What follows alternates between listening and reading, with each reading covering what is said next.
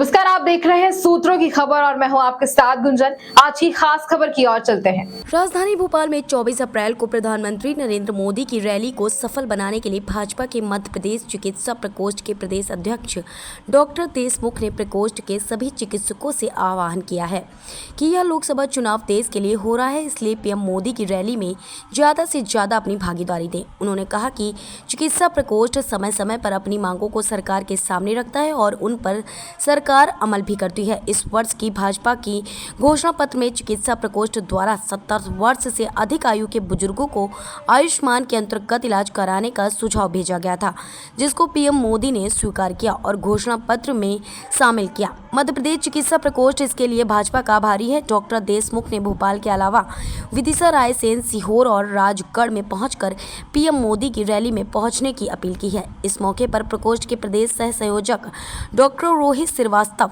समेत चिकित्सा प्रकोष्ठ के कई वरिष्ठ पदाधिकारी शामिल थे। इसका संयोजक के रूप में नहीं, मैं आपका अपना मेरा सीहोर को समझता हूँ, हक से यहाँ बोलने आया हूँ कि इस लोकसभा में हमें आलोक शर्मा जी को जितने ज्यादा वोट दिलवा सकते हैं, मतलब रिकॉर्ड होना चाहिए। तो भैया ने जैसे बताया कि हमें बूथ लेवल पे काम करना है और आपके साथ कई लोग कांटेक्ट में रहते हैं, उनसे आप जब भी आप पेशेंट देखते हैं तो उनसे पेशेंट देखने के बाद बातों बातों में कुछ न कुछ एक योजना के बारे में बात कीजिए, तो वो लोग बहुत समझेंगे। और मुझे लगता है सिर्फ बताने की बात है, थोड़ा सा समय लगेगा, पर मुझे लगता है कि हमारे देश के लिए थोड़ा समय तो निकालना होगा।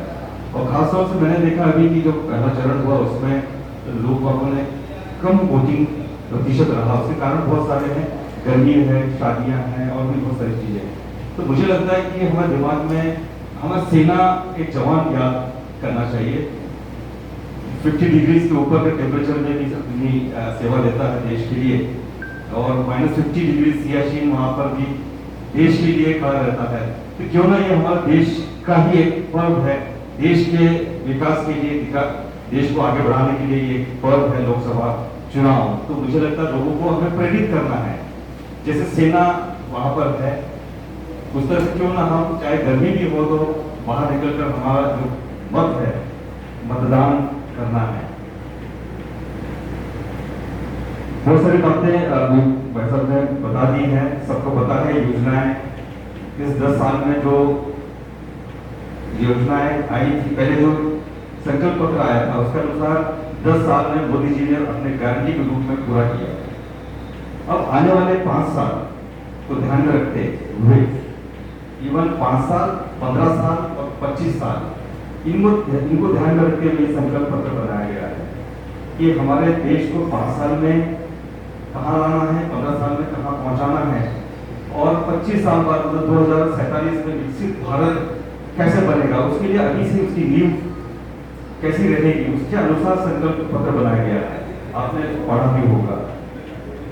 और संकल्प पत्र की बात निकली है तो मैं एक छोटी सी बात बताना चाहूंगा कि मोदी जी एक छोटे कार्यकर्ता के सुझाव जो भी आते हैं वो कितना ध्यान रखते हैं।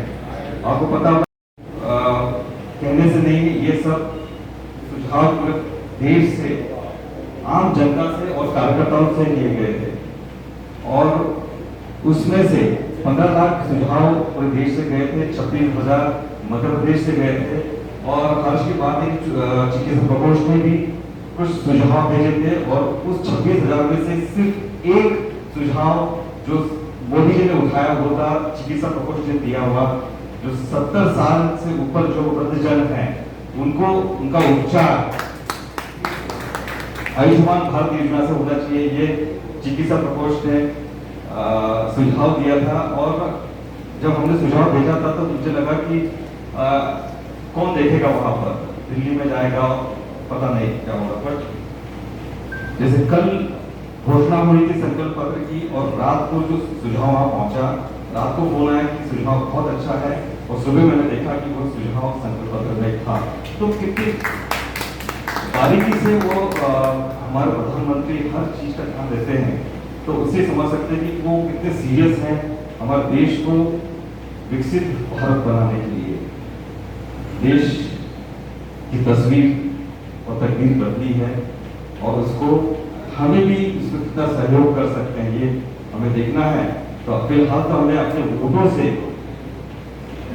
ज्यादा से ज्यादा हमें सीट 405 मतलब लोकसभा राज्यसभा मिलाकर 521 से ऊपर आना बहुत जरूरी है।